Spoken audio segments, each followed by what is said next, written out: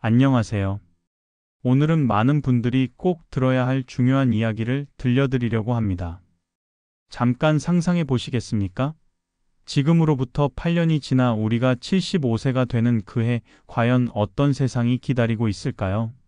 지금은 아직 먼 이야기처럼 느껴지지만 사실 그날은 눈 깜짝할 사이에 다가옵니다. 바로 58년 개띠 세대가 본격적으로 후기 고령자로 진입하는 순간입니다.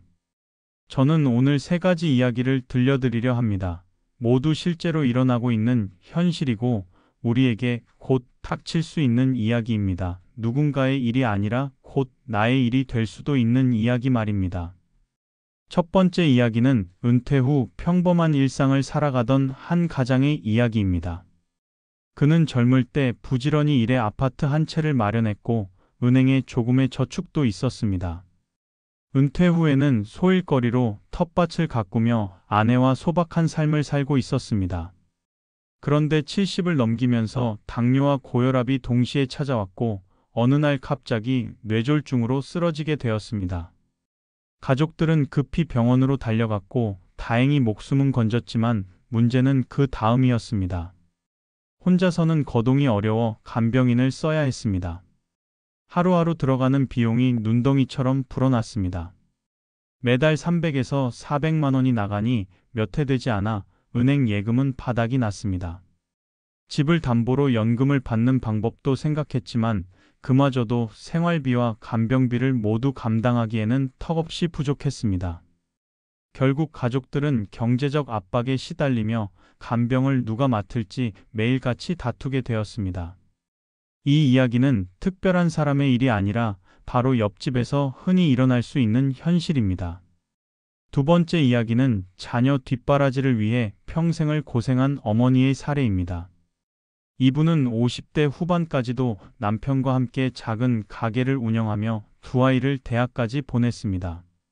그러나 정작 자신의 노후 준비는 거의 하지 못했습니다.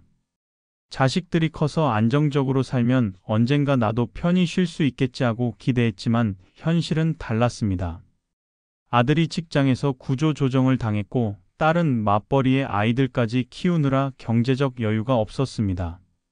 그러던 중 어머니에게 치매가 찾아왔습니다. 초기에 발견했을 때는 약으로 조절이 가능했지만 시간이 지나면서 일상생활이 불가능해졌습니다. 자녀들은 돌봄 시설을 알아봤지만 비용이 너무 높았습니다. 결국 딸이 직장을 줄이고 간병을 맡게 되었고 가정 전체가 휘청거리게 되었습니다. 자식에게 기대던 노후가 오히려 자식의 삶까지 무너뜨리는 결과를 낳은 것입니다. 세 번째 이야기는 여전히 현역으로 일하고 있는 분의 사례입니다. 이분은 정년이 끝난 뒤에도 생계를 위해 계속 일하고 있습니다. 하루 벌어 하루 먹는 형편은 아니지만 노후 자산이 충분하지 않기 때문에 일을 놓을 수가 없습니다. 그런데 문제는 나이가 들어감에 따라 체력이 따라주지 않는다는 것입니다. 예전 같지 않아 병원을 자주 다니게 되었고 치료비로 들어가는 비용이 늘어났습니다. 일할 수 있는 시간은 점점 줄어드는데 들어가는 돈은 오히려 많아지는 상황이 된 것입니다. 이분은 이렇게 말했습니다. 나는 늙어서도 계속 일하면 된다고 생각했는데 이제는 그것조차 마음대로 되지 않는다. 그 말 속에는 막막함과 두려움이 가득 담겨 있었습니다. 이 세 가지 이야기는 모두 다른 삶을 살고 있는 분들의 사례이지만 결국 한 가지 공통점을 보여줍니다. 바로 준비되지 않은 노후는 누구에게나 무거운 짐이 된다는 사실입니다. 특히 75세를 넘어서면 병이 몰려오기 시작하고 의료비와 간병비가 급격히 늘어나게 됩니다. 이때 자녀에게 기대기도 어렵고 국가 제도만으로는 부족하기 때문에 결국 스스로 대비하지 않으면 누구도 우리의 삶을 지켜주지 못합니다. 그렇다면 우리는 어떻게 해야 할까요? 우선 건강관리가 무엇보다 중요합니다.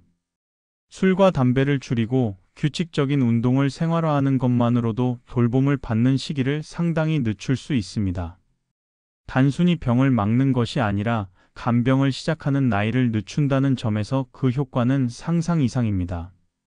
실제로 꾸준히 운동을 하는 분들은 같은 나이대라도 돌봄이 필요한 시기가 훨씬 늦게 찾아온다는 연구 결과가 있습니다. 건강을 지키는 것이 곧 돈을 아끼는 길이 되는 것입니다. 다음으로는 현금 흐름을 만드는 일이 중요합니다. 일을 그만둔 뒤에도 자동으로 들어오는 수입이 있어야 합니다. 국민연금이나 퇴직연금은 기본이지만 여기에 더해 주택연금이나 보험을 활용하는 것도 방법입니다. 지금은 치매나 간병을 전담하는 보험 상품들이 다양하게 나와 있습니다. 젊을 때는 필요 없다고 생각할 수 있지만 실제로 70대 이후에 가장 크게 다가오는 지출이 바로 이 영역입니다. 미리 준비한 사람과 그렇지 않은 사람의 삶은 전혀 다르게 흘러갑니다. 마지막으로 주택 다운사이징을 생각해 볼 수 있습니다. 많은 분들이 자녀와 함께 살아야 한다는 생각에 큰 집을 유지하지만 사실 은퇴 후에는 작은 집으로 옮기는 것이 훨씬 합리적입니다. 관리비도 줄고 재산세도 줄어드는 동시에 남는 자금을 현금화하여 노후 자금으로 활용할 수 있습니다. 집은 단순한 거주 공간이 아니라 노후 자산을 확보할 수 있는 가장 현실적인 수단이 되는 셈입니다. 여기까지 세 가지 사례와 몇 가지 해결 방법을 살펴보았습니다. 하지만 아직 전부가 아닙니다. 우리가 75세 이후에 맞이할 미래는 훨씬 더 복잡하고 무거운 문제를 안고 있습니다. 지금까지는 서막에 불과합니다. 그렇다면 앞으로 남은 8년 동안 우리는 무엇을 더 준비해야 할까요?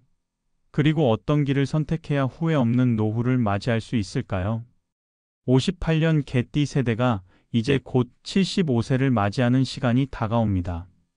지금은 아직 80을 바라보는 세대가 눈앞에 다가온 것이 실감나지 않을 수 있지만 불과 8년 뒤에는 이 거대한 인구 집단이 모두 75세를 넘어서는 시대가 됩니다. 그리고 그 시점은 대한민국의 미래를 뒤흔드는 거대한 변곡점이 될 수 있습니다. 첫 번째로 우리는 건강 문제를 직시해야 합니다. 나이가 들어가면서 누구도 피할 수 없는 변화가 바로 신체적 약화입니다. 흔히 50대 후반이나 60 초반까지만 해도 여전히 활동적이고 건강을 유지하는 분들이 많습니다. 하지만 70 중반을 넘어서면서부터는 확연히 다른 양상이 나타납니다. 관절 질환이나 심혈관계 질환, 치매와 같은 뇌 관련 질환이 본격적으로 증가하는 시점이 바로 이 시기입니다. 문제는 이 모든 것이 단순히 개인의 건강 문제에 그치지 않고 가정 전체의 생활 구조를 흔든다는 점입니다. 배우자가 간병을 맡게 되면 돌봄으로 인한 소득 상실과 정신적 소모가 동시에 다가옵니다. 자녀에게 기대려 하지만 이미 자녀들 역시 자기 생계를 유지하기 벅찬 시대라 손쉽게 도움을 주기 어려운 상황입니다. 그렇다면 우리는 어떻게 대비할 수 있을까요? 지금이라도 할 수 있는 전략은 첫째, 꾸준한 건강 점검을 생활화하는 것입니다. 정기적인 건강검진을 피하지 말고 작은 신호가 있을 때 바로 대응하는 습관을 들여야 합니다. 둘째, 노년기 건강관리에 필요한 비용을 사전에 준비해야 합니다. 의료비와 간병비는 앞으로 줄어들 가능성이 거의 없습니다. 오히려 늘어날 것이 분명합니다. 지금부터라도 건강보험 외에 장기요양보험이나 민간보험을 검토하고 무엇보다 현금성 자산을 일정 부분 확보해 두는 것이 중요합니다. 두 번째는 주거 문제입니다. 70 중반이 되면 집은 단순한 주거 공간이 아니라 돌봄과 생활의 기반이 됩니다. 아직은 집값이 오르기를 기대하면서 주택을 투자 대상으로 바라보는 분들도 계십니다. 하지만 나이가 들어가면서 집은 그 자체가 생활의 안전망이 됩니다. 오래된 아파트의 엘리베이터 고장이나 층간 소음, 높은 관리비는 노후 생활을 크게 위협할 수 있습니다. 그래서 최근에는 주거 다운사이징이라는 개념이 점점 더 강조됩니다. 지금보다 조금 더 작은 집으로 옮겨 생활비를 줄이고 남는 자금을 의료비와 생활비로 돌리는 것이 한 방법입니다. 또한 단순히 집을 줄이는 것뿐 아니라 지역 사회의 인프라를 고려해야 합니다. 가까이에 병원과 약국이 있는지, 대중교통 접근성이 좋은지, 마트나 복지관이 있는지까지 꼼꼼히 살펴야 합니다. 이것이 앞으로 8년 후를 대비하는 핵심 전략 중 하나입니다. 세 번째는 관계와 사회적 연결망입니다. 우리는 흔히 돈과 건강만 준비하면 노후가 안전하다고 생각하지만 실제로 70 중반 이후 삶에서 가장 큰 변수가 되는 것은 외로움과 단절입니다.